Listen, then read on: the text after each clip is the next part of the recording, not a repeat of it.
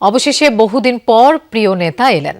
রাজশাহীতে নির্বাচনী জনসভার ভরা মাঠের বাইরেও তাই নেতাকর্মী থেকে শুরু করে কৌতূহলী মানুষের ঢল তারেক রহমানকে এক নজর দেখতে। আশপাশের জেলা থেকেও এসেছেন কর্মী সমর্থকরা।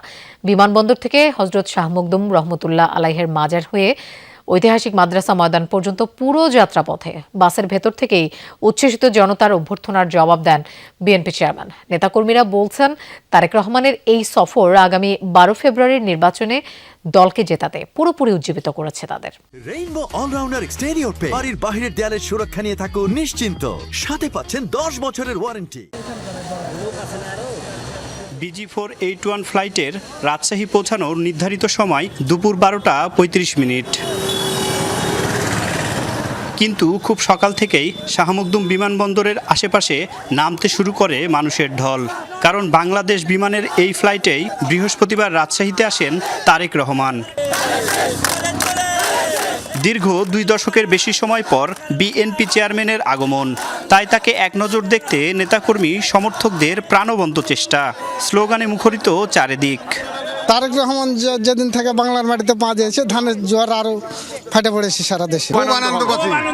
খুব আনন্দ 17 বছর যে আমরা নির্যাতিত হয়েছি, কষ্ট করেছি, আমরা এখন আশা করি যে তারেক রহমান উনি আসছে আমাদের মাঝে, আমাদের সমস্ত কিছু আশা আকাঙ্ক্ষা আমাদের অবশ্যই সে পূর্ণ করবে।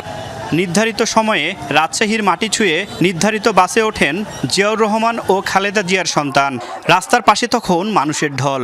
বাসের ভেতর থেকেই তারেক রহমান হাত নেড়ে অপেক্ষমান মানুষের অভ্যর্থনার জবাব দেন।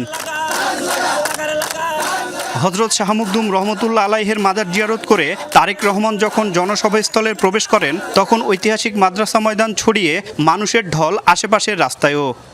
17 বছর আমরা ভোট দিতে পারিনি, এবার ভোট ধরলে খুব খুশি। ধানের শীষে তার কাছে আমরা আশীর্বাদ করি যে আমরা যখন যে কাজে যাব সে সফলতা করবে এবং আমাদের পাশে সে দাঁড়াবে। খাল খরণ 4টা আমাদের পজিশন আর কি, 4টা ক্লিয়ার আমার যদি হয় বা এটা যদি করে, তাহলে আমার কৃষকের জন্য খুবই উন্নত, আর আমরা ওটাই আশাবাদী তার কাছে।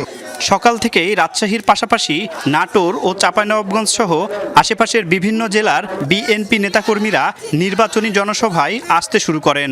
বেলা 10টার মধ্যে রাজশাহীর প্রধান সড়কগুলি পরিণত হয় মিছিলের রাস্তায়। বেলা 11টার মধ্যেই ভরে যায় মাদ্রাসা ময়দান। ভালোবাসি, ধানের শীষে ভোট দেবো। 17 বছর দিতে পারিনি। এমন দেশকে আমরা চাই তারেক রহমানের হাত ধরে শক্তি করে আমরা দেশকে সামনের দিক অগ্রসরের জন্য। নতুন বাংলাদেশ বিনির্মাণের যে রূপরেখার মাধ্যমে সেটা বাস্তবায়নের সেটা প্রতিফলিত কতটুকু পাচ্ছে, সেটা আসলে মানুষ মানে অধীর আগ্রহে বসে আছে বাংলাদেশের মানুষ। বিএনপি নেতাকর্মীরা জানান, দলের চেয়ারম্যানের এই সফর থেকে দেয়া নির্দেশনা নিয়ে তারা কাজে লাগাবেন নির্বাচনের মাঠে। তারেক মাহমুদ, যমুনা নিউজ, রাজশাহী।